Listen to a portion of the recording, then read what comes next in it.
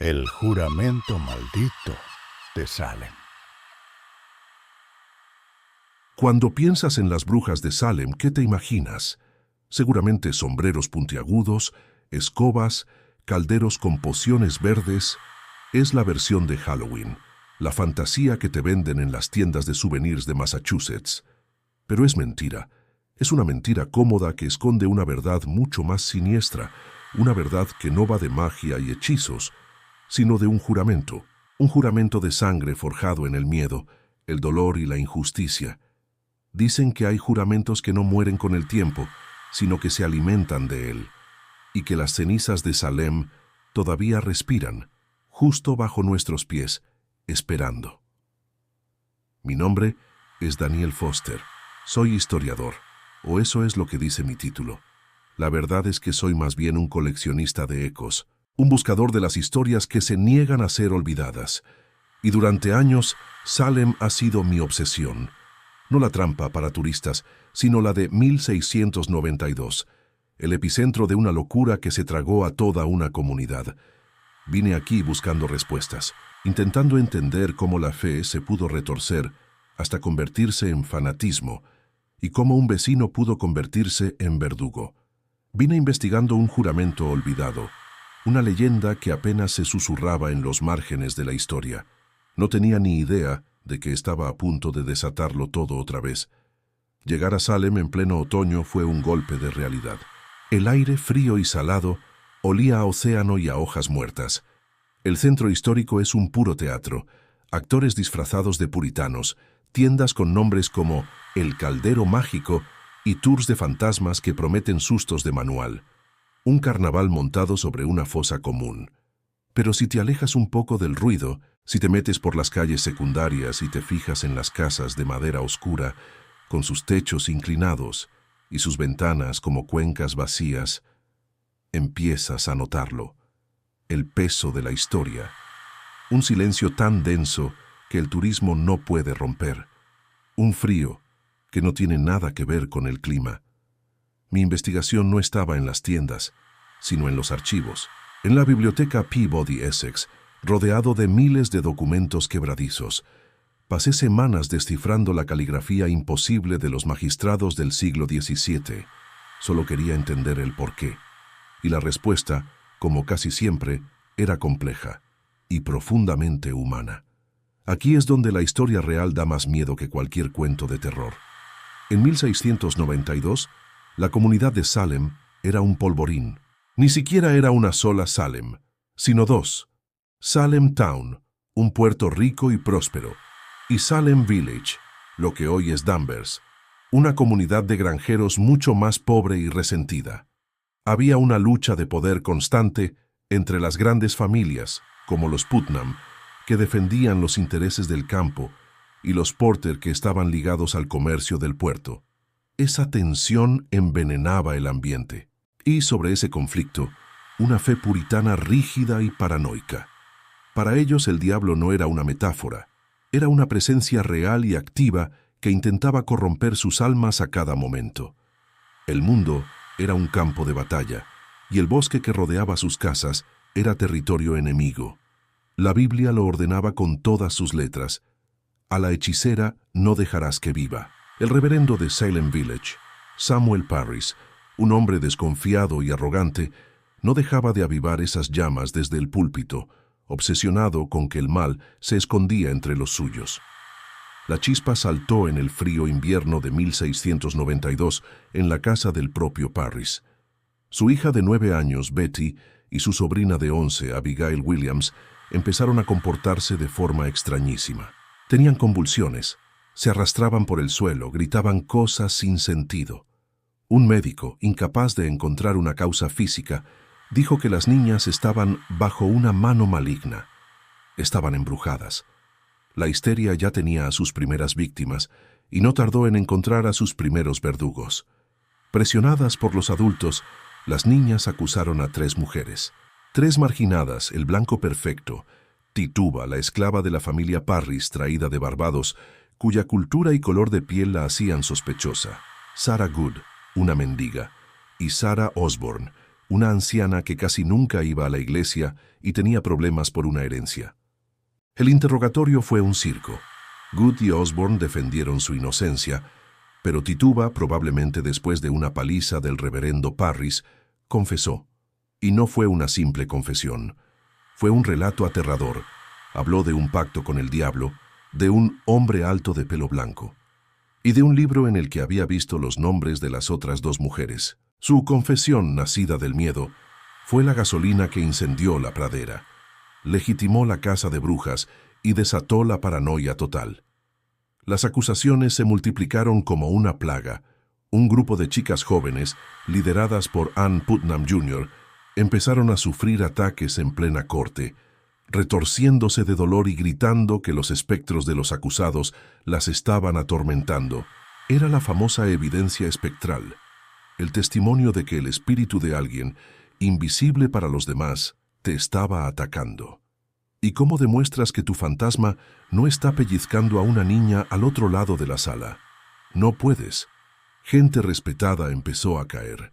Rebecca Nurse, una matriarca de 71 años, fue declarada no culpable, pero el juez principal, William Stoughton, presionó al jurado para que reconsiderara el veredicto hasta que la declararon culpable. Fue ahorcada. Bridget Bishop, una tabernera con carácter y ropas de colores, fue la primera ejecutada, el 10 de junio de 1692. La acusaron de todo, desde embrujar cerdos hasta aparecerse en los dormitorios de los hombres. Más de 200 personas fueron acusadas. 19 fueron ahorcadas en Gallows Hill, hombres y mujeres. Giles Corey, un granjero de 81 años, se negó a declararse culpable o inocente para que no le confiscaran sus tierras. Lo torturaron durante 2 días, apilando piedras sobre su pecho para que hablara. Sus últimas palabras fueron, «Más peso». Al menos 5 personas más murieron en las cárceles. La única forma de salvarse era confesar. Si confesabas no te ahorcaban, pero para confesar tenías que delatar a otros. Se creó un círculo vicioso de acusaciones y traiciones que destrozó familias enteras. Fue ahí, entre todos esos horrores legalizados, que encontré algo que no encajaba. Un legajo mal archivado, atado con una cinta descolorida. No era un registro oficial. El papel era más vasto, la tinta casi borrada. Se titulaba La confesión y juramento de Elspeth Ward. Jamás había oído ese nombre. No estaba en ninguna lista oficial de acusados o ejecutados que yo conociera. La letra era desesperada, casi arañada sobre el papel. Empezaba como una confesión forzada más, admitiendo pactos con el diablo y reuniones en el bosque. El guión que querían oír. Pero a mitad del texto algo cambiaba. La escritura se volvía más firme, desafiante. Dejaba de ser una confesión y se convertía en una declaración. Elspeth Ward negaba al diablo, pero hablaba de otro tipo de poder, uno más antiguo. Hablaba de la tierra, de la sangre, de la memoria, y entonces describía un ritual. No era un ritual satánico, era un juramento de protección y venganza. Un acto para atar su espíritu a la tierra que le habían quitado, para que su historia nunca se borrara y la injusticia nunca se olvidara. Describía un lugar, bajo las raíces del gran olmo que bebe del arroyo, donde la luna nueva no arroja sombra. Y contenía una letanía, una mezcla de inglés arcaico y algo más, algo que no reconocí. El documento terminaba de golpe. En el margen, con la letra de un escriba, una sola nota escalofriante. La acusada se negó a nombrar a otros, considerada impenitente. Su nombre será borrado de los registros para evitar herejías. Tratada en privado, 18 de septiembre de 1692. Tratada en privado. Un escalofrío me recorrió la espalda. No la ahorcaron públicamente. Le hicieron otra cosa. La borraron. Y este documento, su única voz, había sobrevivido de puro milagro. Sentí una euforia académica, pero también algo más, una extraña sensación de deber. Tenía que encontrar ese lugar. La descripción era vaga, pero los mapas antiguos de Salem Village mostraban varios arroyos. Empecé a comparar los mapas de 1692 con los de hoy, buscando registros de olmos centenarios. Pasé días caminando por los bosques de lo que hoy es Danvers, lejos de las rutas turísticas. El aire allí era distinto, más pesado. Finalmente, cerca de un arroyo casi seco, lo encontré. O lo que quedaba de él. Un tocón enorme, de casi 2 metros de diámetro, cubierto de musgo. Los restos de lo que debió ser un olmo colosal. El gran olmo que bebe del arroyo. Tenía que ser este. Me arrodillé junto a él, con la transcripción del juramento en mi mano temblorosa. El sol empezaba a ponerse, filtrando una luz anaranjada y fantasmal entre los árboles. El aire se volvió mucho más frío. En mi arrogancia, en mi emoción de historiador, solo vi aquello como una recreación. Un experimento para conectar con el pasado y honrar a esa mujer olvidada. Saqué el documento. La luna nueva invisible en el cielo cumplía la condición. Donde la luna nueva no arroja sombra. Mi corazón latía con fuerza. Miré a mi alrededor. Estaba solo. O eso creía. Y empecé a leer las palabras en voz alta. La primera parte era un lamento, una declaración de inocencia dirigida a la propia tierra. Tierra que me vio nacer, agua que sació mi sed, aire que llenó mis pulmones. Vosotros sois mis testigos. No conozco a ningún diablo, salvo al que viste túnica negra y habla con lengua de plata. No conozco pecado, salvo el de ser mujer, sola y con conocimientos que ellos llaman prohibidos. Mi voz sonaba extraña en el silencio. Entonces, una ráfaga de viento helado barrió el claro, haciendo que las hojas secas susurraran a mi alrededor como siseos. Pensé que solo era una corriente de aire. Seguí leyendo. La segunda parte era el juramento. Las palabras se volvieron más extrañas. Que mi sangre se convierta en la savia de esta raíz. Que mi aliento se convierta en el viento que gime en estas ramas. Que mi memoria se ate a esta madera, a esta piedra, a esta tierra. No buscaré el descanso. No conoceré la paz. Mi nombre fue borrado por los hombres, pero la tierra lo recordará. Y aquel que pronuncie mi nombre con verdad, aquel que busque mi historia, se convertirá en mi voz, en mis ojos, en mis manos, en mis... Al decir la última frase, sentí un pulso bajo mis rodillas, a través de la tierra, lento y profundo, como un corazón enterrado. De repente, el viento paró. El silencio que vino después fue tan absoluto que me zumbaban los oídos. Un silencio expectante. Y entonces, el frío. No el frío del otoño. Era un frío depredador, antinatural, que parecía salir del propio tocón. Me caló hasta los huesos, y con él llegó un olor, a tierra recién removida, a ozono y a algo dulzón y podrido, como flores marchitas. Levanté la vista. Fue entonces cuando lo oí.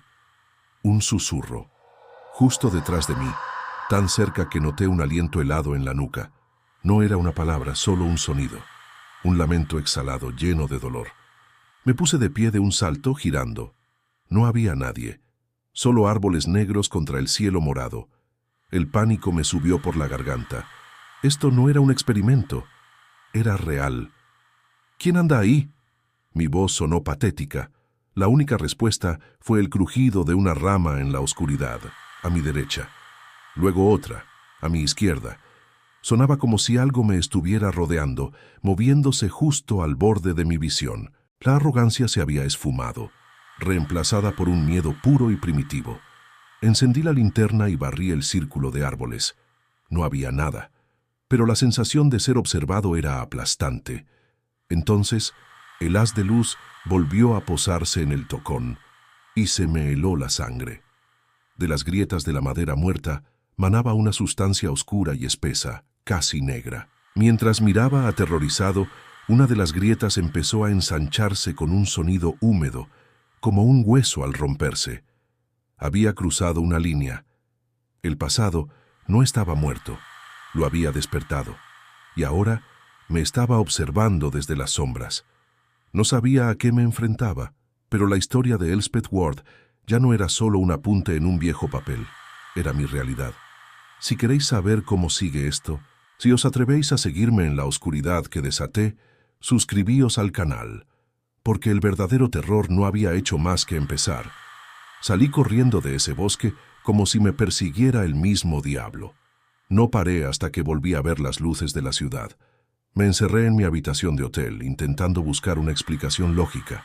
El viento, la sugestión, mi propia imaginación.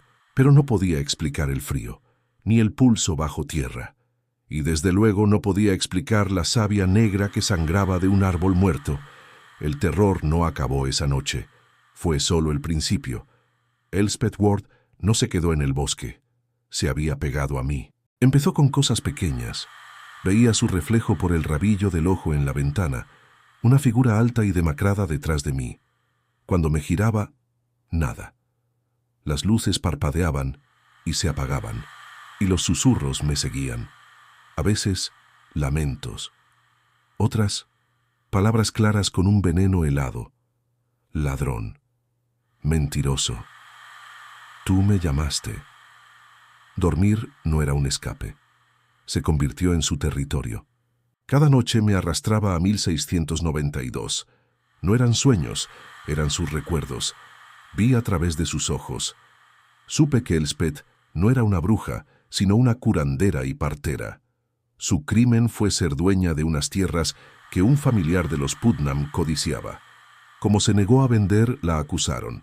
Sentí el terror de su arresto, la humillación, el dolor de los exámenes en busca de la marca de la bruja. Y sentí su furia cuando le exigieron que confesara y delatara a otros inocentes. Se negó, por eso la borraron. Su ejecución fue secreta, junto al olmo. El juramento que yo leí fue su último acto de desafío. Ató su ira a ese lugar, esperando a que alguien dijera su nombre y se convirtiera en su recipiente. Y yo había caído de lleno en la trampa. La presencia se hizo más fuerte. Los objetos se movían solos. Un vaso de agua se deslizó de la mesa y se hizo añicos. Mis libros de investigación aparecieron por el suelo, abiertos en las páginas de las confesiones forzadas. No quería matarme. Quería que yo sintiera lo que ella sintió. La paranoia, el miedo, la sensación de estar atrapado. Quería que yo fuera su voz. Pero su ira era tan corrosiva que me estaba destrozando la cordura.